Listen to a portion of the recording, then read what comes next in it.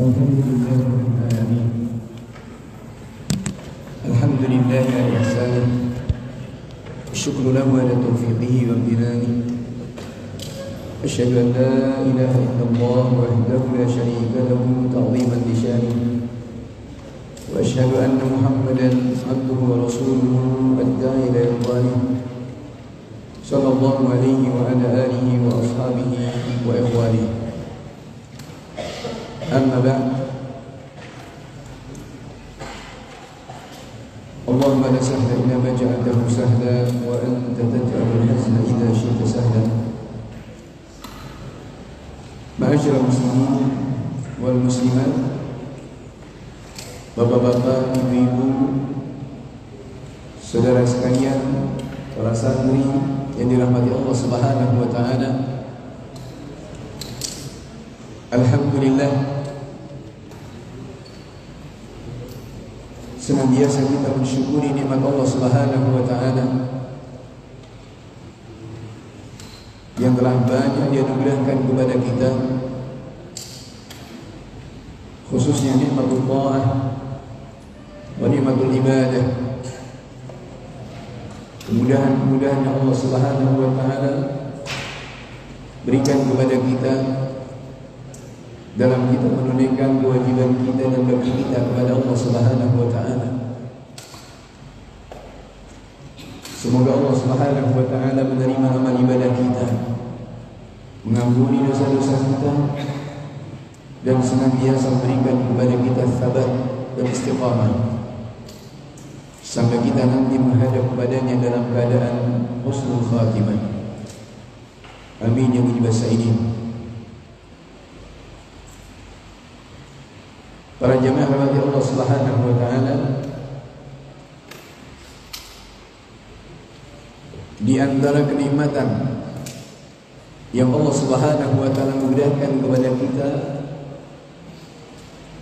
adalah diturunkannya Al-Qur'anul Karim.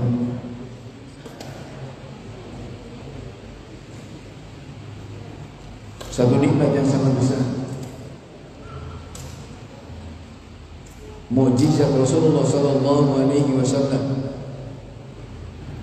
yang terus terjaga sampai nanti akhir zaman, sampai akhir dunia. Maka ini mestinya menjadi kebanggaan bagi kita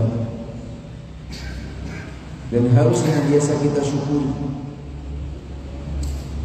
Jangan sampai kemudian kita lepas dari kitab Allah Subhanahu wa taala ini. Ayat-ayat Allah Subhanahu wa taala sangatlah banyak yang menghasut, memotivasi kepada kita untuk selalu hidup dengan Al-Quran.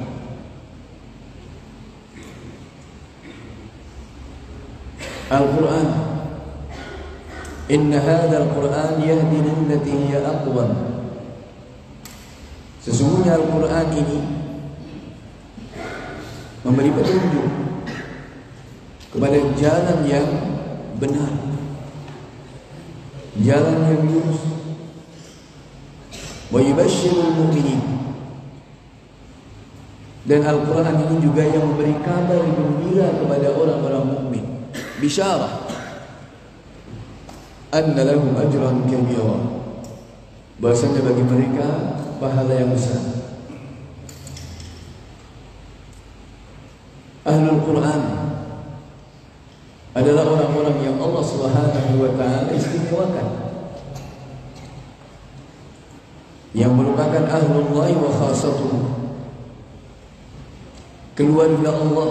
Dikatakan ahlullah menunjukkan begitu dekatnya, wa khassatuh, dan orang-orang yang spesial, orang-orang yang istimewa.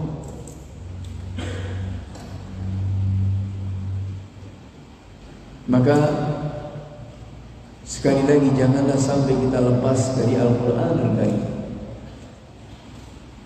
setiap hari. Keutamaan-keutamanya sangatlah banyak dan selalu memanggil kepada kita penuh dengan ibrah. Makanya Allah Subhanahu wa taala mengingatkan, afala yatadabbaruna al-Qur'an? Tidakkah mereka mentadabburi Al-Qur'an? Am ala qulubin aqfaluha? Ataukah dalam hati mereka itu ada gemboknya, ada kuncinya? Afala yatadabbaruna al-Qur'an? Tidakkah mereka mentadabburi Al-Qur'an? Walau kana min indi ghairillahi lawajadu fihi ikhtilafan katsira. Seandainya Al-Quran itu datang bukan dari sisi Allah, pasti akan didapati perbedaan yang banyak.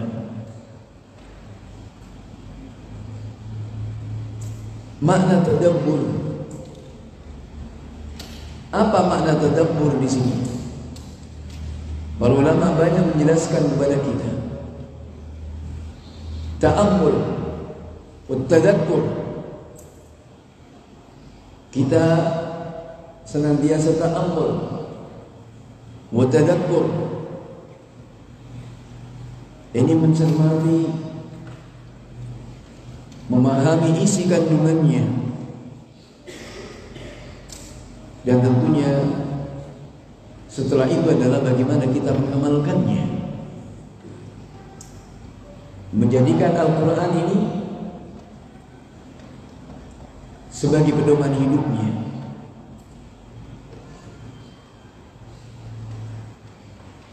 Syahrul Ramadan alladzi unzila fihi al-Qur'an hudan lin-nas wa bayyinatin minal huda wal furqan. Hudan lin-nas sebagai petunjuk yang mengarahkan kemana kita mesti melangkah, yang mengarahkan kemana dan apa yang harus kita perbuat. Al-Quranul Karim hudan sebagai petunjuk, wa bayyinat merupakan bukti-bukti yang nyata.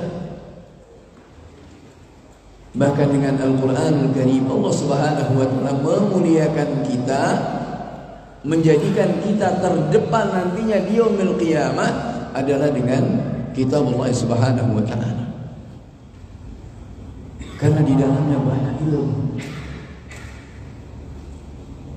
ilmu tentang Allah Subhanahu wa taala. Baik itu berkaitan dengan siapa Allah Subhanahu wa taala,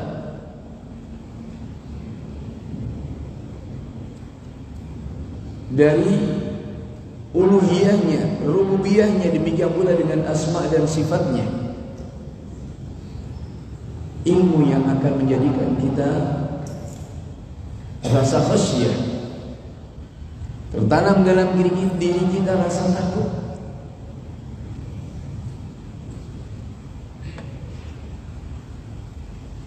Makanya Al-Quranul Karim memberikan kepada kita ilmu tentang Allah Subhanahu wa taala, ilmu tentang siapa Rasulullah sallallahu alaihi wasallam, ada bagaimana semestinya kita beradab kepada Nabi alaihi salatu wassalam dalam suratul adab. Dalam Al-Quran kan dikatakan suratul adab, ini surat Al-Hujurat, katakan suratul adab, karena di dalamnya adalah terkandung adab-adab bagaimana bermuamalah dengan Allah Subhanahu wa taala, bermuamalah dengan Rasulnya alaihi salatu wassalam, bermuamalah dengan manusia semuanya. Bagaimana adab-adab kita.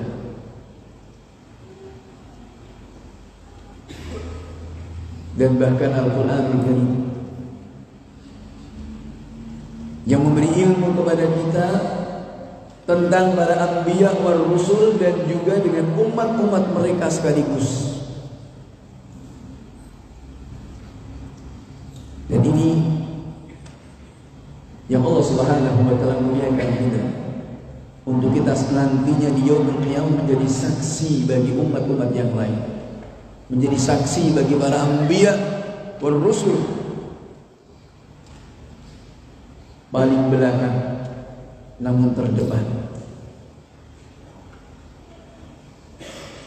Maka para jemaah kepada Allah Subhanahu wa taala, Al-Qur'an Al-Karim penuh dengan ibrah. Tidak hanya isi kandungannya, ayat-ayatnya, dia dabbaru ayati, untuk kita mentadabburi ayat-ayatnya. Namun bahkan dari huruf-hurufnya pun juga penuh dengan ibrah. Khususnya di para santri sekalian, belajar Al-Quran, pelajari makharijul huruf, sifatul huruf. Ini manakala dipelajari dengan baik, bukan hanya kita mengenal huruf-huruf hijaiyah, tapi terkandung di dalamnya adalah bagaimana mestinya kita mengenal manusia, bagaimana kita mengenal sifat-sifat mereka, bagaimana ini semua ada dalam pelajaran makharijul huruf dan sifatul huruf. Persis seperti yang Allah Subhanahu wa taala katakan di surat Al-Hujurat juga, ya ayuhan nasu inna khalaqnakum min dzakarin wa untha wa ja'alnakum syu'uban wa qabaila lita'arafu. Wahai manusia, sungguhnya kami telah ciptakan kalian bersuku-suku, berbangsa-bangsa, laki-laki perempuan, untuk saling kenal mengenal satu dengan yang lainnya. Maka dalam makharijul huruf, sifatul huruf, seperti itu pula kita mengenal dari mana huruf-huruf hijaiyah itu keluar, makhrajnya dari mana, tempat keluarnya dari mana, sumbernya dari mana. Dari situ saja, yang tentunya masing-masing memiliki karakter. Tahu, oh ini dari Maros, oh ini dari Sulawesi, oh ini dari Jawa, ini dari Sumatera, ini dari Papua. Bilang Papua, bilang Sumatera, bilang Sulawesi, sudah terbayang dalam benak kita bagaimana karakter mereka. Yang dengan itu kita ta'aruf, mengenal bagaimana sih kita bersikap.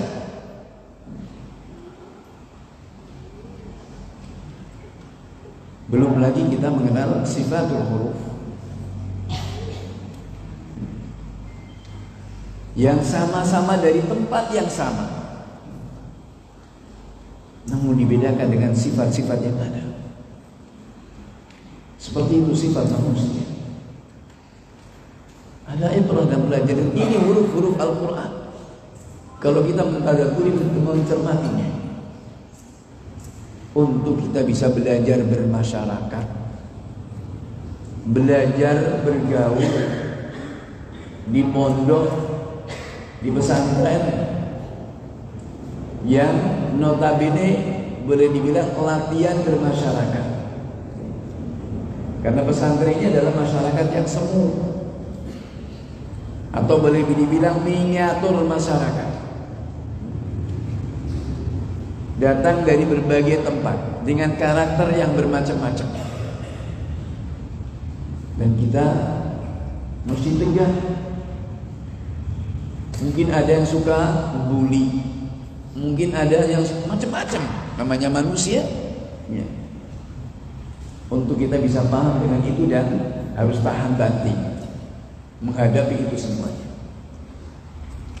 Apalagi kalian ini para santri sekalian, ke depan adalah merupakan generasi. Hari ini adalah anak-anak, esok hari mereka lah yang akan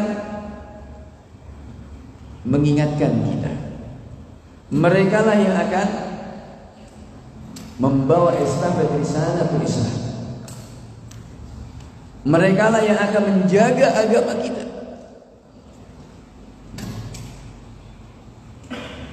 Sebagaimana Al-Imam Al-A'mash rahimahullah ta'ala, Sulaiman bin Mahran Al-Kahani Al-Kufi, beliau begitu perhatian. Orangnya sudah sepuh, sudah tua, perhatian sekali dengan anak-anak dan senang sekali dengan anak-anak. Sampai ada seorang alim mengatakan, engkau seperti itu dengan anak-anak, sepertinya kamu itu seperti tidak layak. Kemudian apa kata beliau? Mereka ini yang akan menjaga agama kita. Hari ini mereka anak-anak, hari ini mungkin mereka nakal, hari ini mungkin mereka bermasalah. Maka jangan dilihat kepada masalahnya. Dan itu mungkin bagian dari perjalanan hidup, ya. Yang tentunya para wali santri, para orang tua kita sebagai orang tua harus memahami itu. Jangan kemudian seperti itu dibuat masalah. Bagaimana kita menyelesaikannya dengan baik? Saya katakan seperti itu sudah kenyang, ya. Kenyang ngurusi anak-anak, dan sampai hari ini masih ngurusi anak-anak juga. Saya juga ngurusi di tahfidz Al-Quran juga, ya. Dan rasanya ada hiburan tersendiri dengan anak-anak, bukan sebagai satu beban, tapi nikmat. Apalagi kalau kita merujuk kepada bagaimana para ulama kita dahulu begitu perhatiannya dengan anak-anak. Ya memang berat, ya. Ini Ustaz Fatih ini mungkin lebih banyak tiap hari. Kebetulan beliau dulu juga santri kita di Solo, dan adiknya juga. Maka menghadapi mereka pun juga kita mesti lebih lapang dada, karena generasi Al-Quran itu juga berat. Mendidik generasi Al-Quran bukan sekedar slogan, bukan sekedar yel-yel saja, tapi memang berat. Untuk bisa menghafal saja, jangankan anak orang, ya, anak sendiri saja. Coba bapak-bapak sekalian ngurus anak sendiri, ini sudah repotnya luar biasa. Saya ngurusi sama anak saya seperti itu dulu saya kasih undang-undang juga, ada peraturan. Pokoknya nggak setor, nggak ada uang jajan. Nggak ada setor, nggak ada uang jajan. Mau nggak mau harus begitu, ketat. Karena saya terobsesi juga dengan waktu masih di Madinah dulu, dan itu masih terbayang di benak saya. Seorang anak kecil kan, seginian lah, ya, pegang sama anaknya sambil nangis, tapi dia nangis sambil baca Quran terus. Ini saya bilang, sadis sekali bapaknya. Jalan dia di Masjid Nabawi itu, jalan dituntut dipegang sama bapaknya sambil nangis, tapi dia ngapal Quran terus, baca terus. Sadis sekali, bisa sampai segitunya. Ada orang Saudi di sebelah saya ngomong, saya bisa hafal Quran lebih dari itu katanya. Sangat sekali ini. Ya. Harus seperti itu, ya. Maka kalau kemudian ya kita di lapangan pun juga mengalami seperti itu, ya. Ketika kita menghukum santri, itu bukan karena kebencian sama sekali, tapi memang harus seperti itu. Tapi nanti berikutnya, beberapa tahun berikutnya akan terasa indahnya, akan terasa nikmatnya. Dan mungkin anak-anak pun juga tidak merasakan. Namun setelah kemudian beberapa tahun berikutnya, oh iya dulu, ternyata saya dibeginikan supaya saya begini. Baru. Karena memang seperti itu Al-Quran, harus ditempa. Tidak bisa kemudian dengan santai, itu tidak. Para jemaah rahmati Allah Subhanahu wa taala, untuk menggapai satu kemuliaan ini tentunya bukan suatu hal yang mudah. Dan Al-Quran itu akan memuliakan kepada kita. Tentunya juga sekali lagi bukan hal yang mudah. Kita mesti bersungguh-sungguh, kita mesti kerja keras.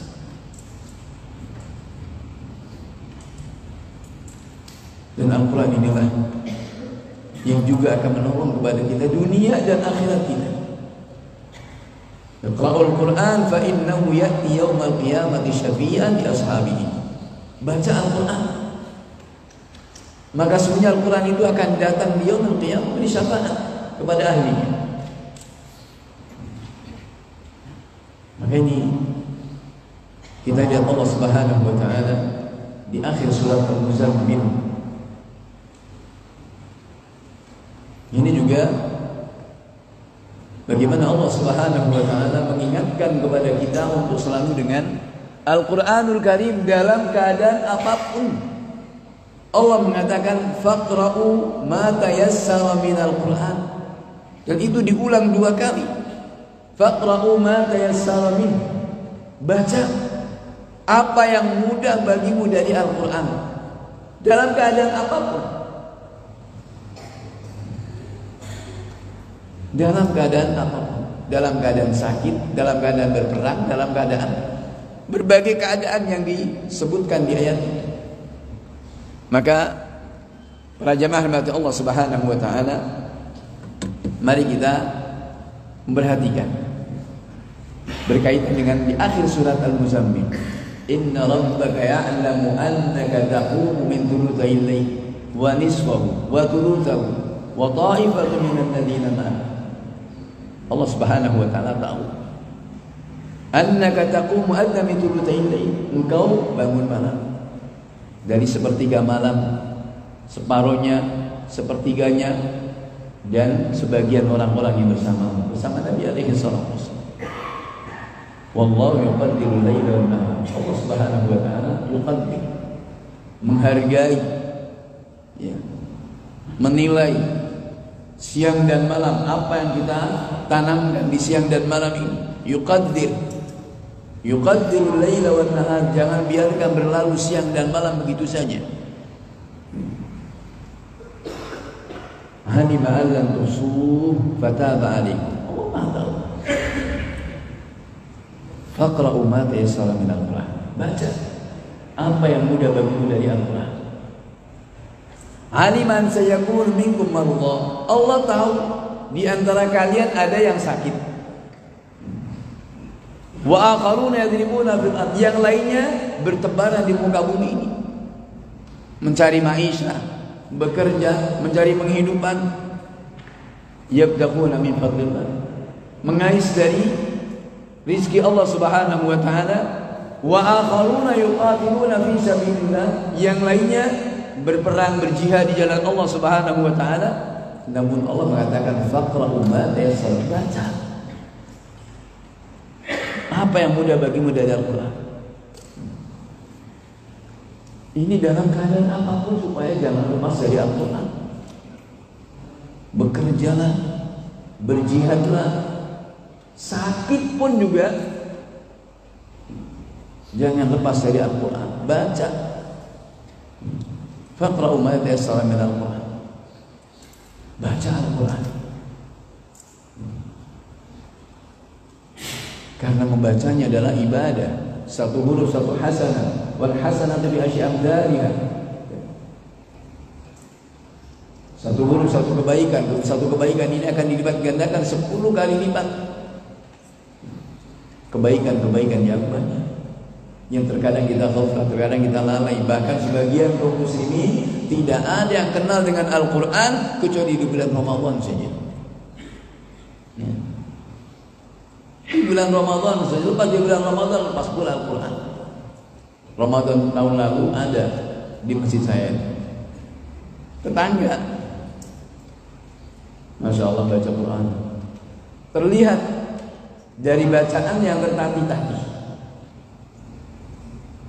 Ada Tetangganya yang satu, sahabat yang ini sudah biasa ini akrab, langsung dibully ya. Langsung dibilangin ya, kok mesti enggak baca Quran kecuali bulan Ramadan saja. Baru ngaku dia, iya. Ada seperti itu. Padahal Allah Subhanahu wa Ta'ala memerintahkan kepada kita untuk membacanya kapanpun, dalam keadaan bagaimanapun. Faqra'u ma tayassara min al-Qur'an, faqra'u ma tayassara min. Baca apa yang kita baca dari Al-Quran.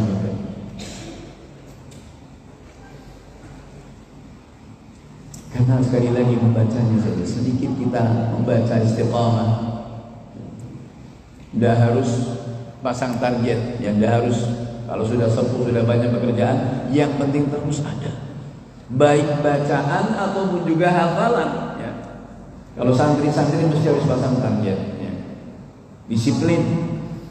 Kalau ingin sukses harus pasang target. Dan ada ta'awun, ada perjanjian dengan Al-Quran Karim. Yang sepuh-sepuh pun juga hendaknya seperti itu, minimalnya yang kita selalu bersama Al-Quran sebagian dari waktu kita. Ada satu kisah yang mengagumkan dari kisah seorang muqri di Madinah. Ketika ditanya seorang syekh dia, kita biasa juga beliau menerima setoran Masjid Nabawi. Ditanya, syekh, selama menerima setoran, selama menerima tasmih dari santri-santrinya ini, murid-muridnya ini, ada enggak sesuatu yang terlihat istimewa ya, atau pokoknya ada enggak kisah yang mungkin di luar kebiasaan? Kata beliau, ada. Bagaimana? Terus beliau menceritakan, ada seorang kakek-kakek, sudah kakek-kakek umur 70 tahun, datang meminta untuk ikut tasmih, untuk ikut setoran. Kata syekhnya, afakallah, sudah, afakallah ya syekh, Anda ini sudah sepuh, sudah tua, sudah nggak usah baca sajalah, nggak usah ikut-ikutan kayak santri. Sudah sepuh, sudah diberi uzur lah, dimaklumi sudah. Tapi si kakek ini tetap mengadu, dan syekhnya juga tetap mengatakan seperti itu, karena itu adalah di luar. Ada kakek-kakek kok seperti itu gitu. Enggak lah, nggak usah. Hanya paling-paling nggak bisa, paling-paling gitu mungkin ya. Benar, tidak mau terima setoran saya. Sudah, Allah katanya, dah diulang lagi. Kalau memang tidak mau, nanti dia qiyamah saya akan laporkan kepada Allah Subhanahu Wa Taala bahwa kamu tidak mau terima setoran saya. Sangar ini. Akhirnya ya sudah, akhirnya diterima itu. Diterima, dan ya seperti santri yang lain. Ya hari setor, kadang juga nggak hadir, kadang sebagaimana yang lainnya. Tapi kemudian sampai selesai setoran 30 umur dari 70 tahun ini. Artinya ini sebenarnya bukan masalah berat atau tidak. Ini adalah masalah himmah, perhatian kita.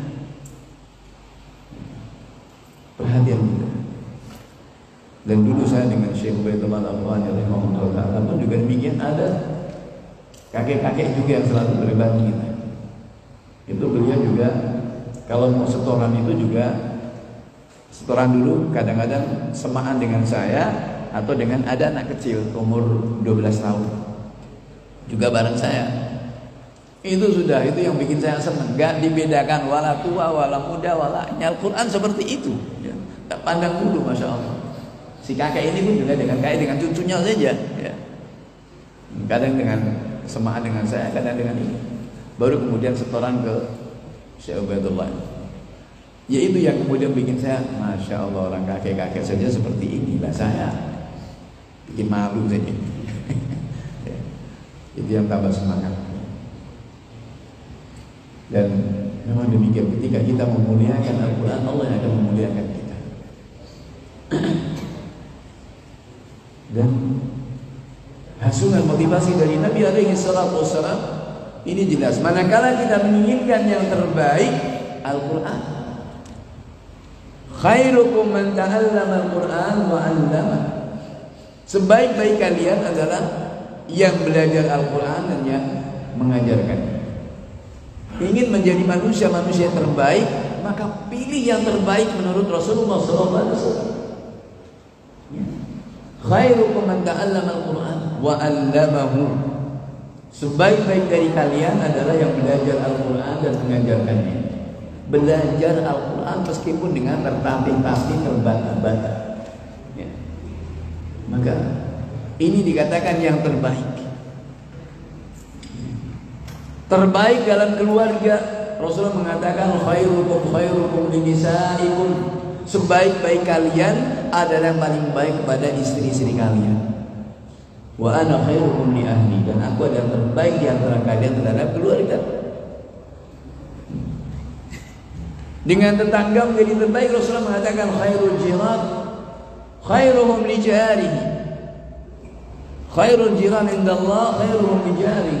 Sebaik-baik tetangga ada yang paling baik kepada tetangganya. Sebaik-baik tetangga di sisi Allah Subhanahu wa taala. Ini terbaik menurut Allah Subhanahu wa taala. Tentunya kita menginginkan yang terbaik. Wa khairul ashab 'indallahi khairum li sahibihi. Sebaik-baik sahabat di sisi Allah adalah yang paling baik kepada sahabatnya. Kita cari yang terbaik.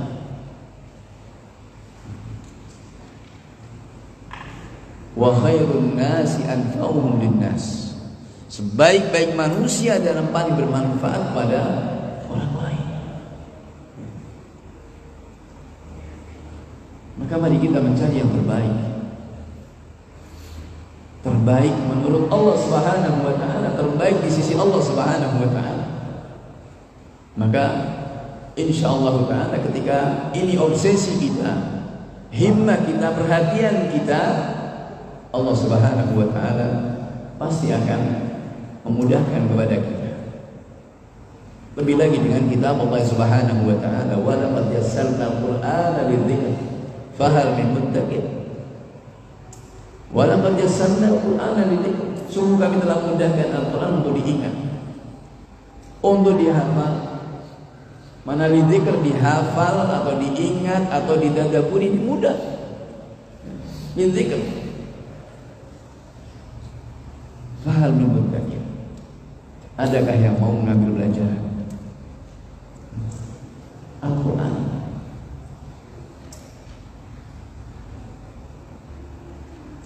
Sudah tidak ada alasan lagi. Maka para jamaah yang dirahmati Allah Subhanahu wa taala, mari kita siapkan anak-anak kita sendiri untuk menjadi ahlul Quran, orang-orang yang dimuliakan oleh Allah Subhanahu wa taala, ahlullah wa khasatuh. Dan rumah ketika setiap hari dikumandangkan Al-Quran, pagi, siang dan malam, khususnya pagi dan malam harinya selalu dengan Al-Quran, rumah akan menjadi nyaman, rumah akan menjadi tentram. Setan pun juga akan keluar, nggak akan berani masuk. Ya. Ini Al-Quran. Karena Al-Quran adalah ruqyah. Al-Quran adalah ruqyah yang akan menjaga rumah tangga kita. Para jamaah rahmat Allah Subhanahu wa taala. Dan Al-Quran ini juga syifa, obat. hissiyan wa ma'nawiyan. Ya. Baik itu obat secara zahir, demikian pula secara ma'nawi. Al-Quran adalah obat. Maka subhanallah, ini segalanya. Dan Allah Subhanahu wa taala istimewakan dalam Al-Qur'an, dalam dunia, demikian pula nanti di yaumul qiyamah. Maka kita muliakan Quran. Allah mengatakan, Rasulullah SAW mengatakan, "Innallaha yarfa'u bihadzal kitabi aqwaman wa yadh'u bihi akharin." Allah Subhanahu wa taala yarfa'u bihadzal kitab, akan mengangkat dengan sebab Al-Qur'an ini, akan mengangkat derajat dengan sebab Al-Quran ini banyak manusia. Dan juga Allah akan menghinakan banyak manusia juga tersebab dari Al-Quran. Jangan sampai kemudian Al-Quran melaknat kita. Jangan sampai Al-Quran kemudian merendahkan kepada kita. Maka kalau kita memberikan perhatian yang kita Allah Subhanahu wa taala, Allah Subhanahu wa taala pasti akan memberikan kemuliaan kepada kita. Maka ini khususnya terhadap para santri sekalian, ini yang harus menjadi motivasi untuk menjadi orang-orang mulia, untuk menjadi orang-orang yang tinggi derajatnya dunia dan akhirat. Kita Allah Al-Quran Karim. Ma'asyiral muslimin rahimani wa rahimakumullah. Dari sini kita lihat bagaimana Nabi alaihi salatu wasallam juga perhatiannya kepada para sahabat dengan Al-Quran. Satu demi satu ditalaki dengan begitu sabarnya. Dan seperti itu turun temurun. Kalau kita melihat kepada sirah salaf, sejarahnya para ulama kita, para hamalatu kitabillah, ini sangat luar biasa. Dan Nabi alaihi salatu wasallam juga memuliakan kepada para penghafal Al-Quran, mendahulukan kepada para penghafal Al-Quran hayyan wa mayyitan, baik ketika masih hidup, demikian pula ketika sudah meninggal. Ketika di perang Uhud, selesai dari perang Uhud, 70 dari para sahabat yang syahid. Ini juga yang dipilih, yang didahulukan adalah Ahlul Quran, orang-orang para sahabat yang banyak menghafal Al-Quran. Ini didahulukan oleh Rasulullah SAW. Maka dimuliakan. Lebih lagi ketika masih hidup. Maka kita lihat Ahlul Hal wal Aqd, orang-orang ahlu syurahnya, Khalifah Amirul Mukminin Umar bin Khattab radhiyallahu ta'ala anhu adalah para penghafal Al-Quran. Para penghafal Al-Quran yang ada dari ahlu syurah di majlisnya Umar bin Khattab ini adalah para penghafal Al-Quran, itu lebih dimuliakan. Bagaimana Allah Subhanahu wa taala memuliakan Al-Quran. Kisahnya Abul Adi Ar-Riyahi rahimahullah ta'ala. Abul Adi Ar-Riyahi ini mantan Majusi. Ketika Fathul Iraq, penaklukan Irak, beliau termasuk salah satu menjadi tawanan, ditawan. Hanya selang beberapa hari beliau masuk Islam. Kata beliau, yang menarik dari beliau segera masuk Islam adalah apa yang ditontonkan oleh para sahabat radhiyallahu ta'ala anhum jami'an. Dalam kondisi perang, dalam kondisi seperti itu, mereka tidak pernah lepas dari Al-Quran, menyibukkan diri dengan Al-Quran, padahal suasana perang dengan Al-Quran. Kayaknya masalah-masalah itu bagi mereka yang enteng banget, ini orang kok kayak nggak punya masalah, selalu dengan Al-Quran, kesana kemari dengan Al-Quran. Maka itu diantara menarik perhatian. Orang kok kayak nyaman banget gitu. Akhirnya beliau menjadi masuk Islam dan juga menjadi penghafal Al-Quran. Tapi jadi budak, ya. Karena tawanan kan jadi budak. Namun juga beliau ta'ahud, ada perjanjian dengan Al-Quran. Setiap malam beliau menghatamkan, sampai terasa berat sementara siang harinya dia harus kerja kepada majikannya. Kemudian datang kepada Ibnu Abbas radhiyallahu ta'ala anhuma mengeluhkan keadaannya bagaimana ini. Maka kata Ibnu Abbas supaya menghatamkan setiap 1 pekan saja. Akhirnya kemudian baru terasa enteng dan dekat, dimuliakan, sampai akhirnya kemudian majikannya, pemiliknya seorang wanita, seorang perempuan, si pemilik dari Abul Ali Ar-Riyahi yang menjadi budak ketika itu. Akhirnya kemudian dimerdekakan ketika selesai sholat Jumat. Selesai sholat Jumat, si perempuan datang pada jamaah Jumat itu, kemudian menyampaikan, mengikrarkan bahwasanya saat itu dia bebaskan Abul Ali Ar-Riyahi karena Allah Subhanahu wa taala.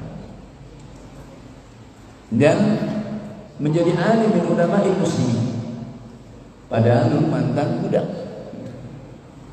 Al-Quran Karim. Dan juga yang paling mengagumkan dari kisah beliau juga dengan Al-Quran, begitu khusyuknya dengan Al-Quran, begitu khusyuk dan mentadaburinya dengan Al-Quran kan, sampai beliau terkena sakit di kakinya. Dikatakan sakitnya adalah al-aqilah, penyakit yang menggerogoti tubuhnya, kena di kakinya, yang akhirnya harus diamputasi. Kalau tidak diamputasi akan menjalar terus ke seluruh tubuhnya. Akhirnya diamputasi. Sebelum diamputasi didatangkan, kalau sekarang ahli anestesia, ya, tukang bius. Beliau tidak mau, dibius nggak mau. Nah terus bagaimana? Datangkan seorang qari Al-Quran, minta didatangkan seorang yang bacanya bagus, kemudian membaca Al-Quran. Kalau saya sudah tenggelam dalam bacanya, potong kaki saya. Subhanallah, khusyuknya dalam mendengarkan ayat lantunan, ayat-ayat Allah Subhanahu wa ta'ala, sampai kakinya dipotong nggak terasa, ya. Abul Ali Ar-Riyahi, ini orang-orang besar, hidup tenggelam dengan kitab Allah Subhanahu wa ta'ala.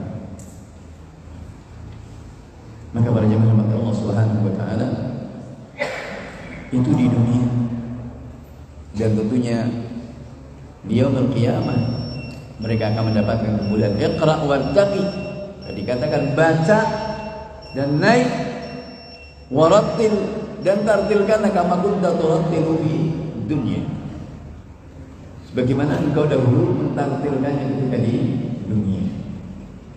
Dan Allah mengatakan warattilil Qur'ana tartila, tartilkan Al-Quran dengan sebenar-benarnya.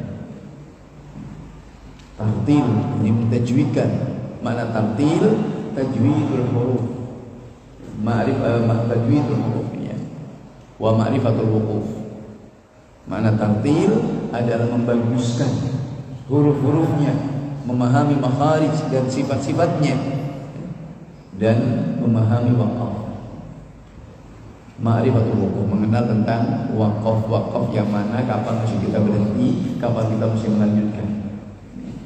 Dan ini tentunya para santri harus wajib, ya, wajib paham dengan itu, ya. Ma'rifatul wuquf, bukan sekedar tanda-tanda waqaf yang ada dalam Al-Quran. Walaupun tanda-tanda waqaf itu bukan turun dari Lauh Mahfuz, bukan juga dari Nabi SAW, tapi itu ijtihad dari para ulama. Untuk kita orang-orang ajam, orang-orang non-Arab yang tidak paham bahasa Arab supaya sedikit memberi rambu-rambu agar baca Quran itu jangan bablas, jangan kayak gaspol nggak punya rem ya. Tapi itu bukan harus seperti itu ya. Itu hanya sebagai tanda-tanda saja untuk kita, bukan harus seperti ini. Tidak artinya meskipun ada tanda-tanda seperti itu sebagai rambu-rambu untuk kita lebih hati-hati saja, tapi bukan satu keharusan. Artinya kalau tanda begini tidak boleh berhenti juga enggak ya. Kalau tanda begini berarti harus jalan, enggak. Ini keumuman saja ya. Dan itu penting untuk kita memahami seperti itu. Untuk kita khususnya kita yang ajam ya, yang kadang tidak paham bahasa Arab ya, maka dibuatnya itu oleh Sajawat Ibnu Taifur Al-Ghaznawi rahimahullah ta'ala adalah untuk kita yang ajam ini kadang tidak paham supaya ada rambu-rambu dalam kita baca Al-Quran. Adapun tulab santri ini wajib ya, belajar waqaf dan tentunya adalah mempelajari isi kandungannya, belajar bahasa Arab harus ya, untuk kita memahami isi kandungannya supaya ketika waqaf, ketika berhenti, ketika melanjutkan bacaan ini juga pada porsinya sebagaimana mestinya. Maka ini jemaah umat Allah Subhanahu wa taala sedikit yang bisa kami sampaikan sebagai tadzkir. Sebagai tadzkir lain nanti dalam ini mudah-mudahan sedikit ini mengingatkan pada kita semuanya. Dan kita berharap pada Allah Subhanahu wa taala agar kita menjadi ahlul Quran. Menjadi ahlul Quran, orang-orang yang mau mempelajari isi kandungan Al-Quran, memahami Al-Quran, dan tentunya adalah mengamalkan Al-Quran tadi. Membacanya setiap saat, ada waktu-waktu kita berikan untuk kitab Allah Subhanahu wa ta'ala.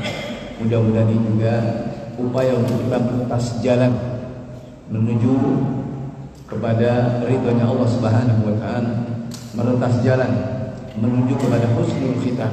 Sedikit yang kita biasakan dari kebaikan, mudah-mudahan ini terus bisa istiqamah dan diberikan kabar oleh Allah Subhanahu wa taala sampai ketika di saat-saat Allah Subhanahu wa taala mengambil kita dalam keadaan yang terbaik.